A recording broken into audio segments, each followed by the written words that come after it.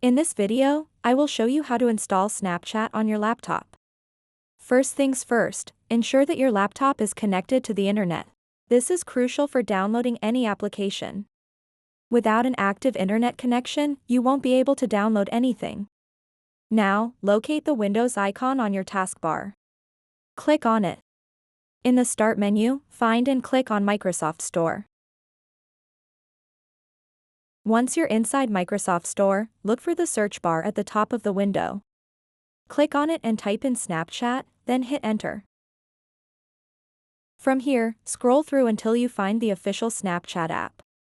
It should have its recognizable logo displayed prominently. Click on it to view more details about this app. Now that you've selected it, look for a button that says Get.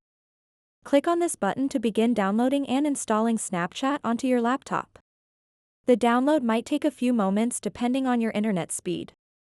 Just sit tight while it installs. Once installation is complete, you'll either see an option to launch it directly from Microsoft Store or find it in your list of installed apps.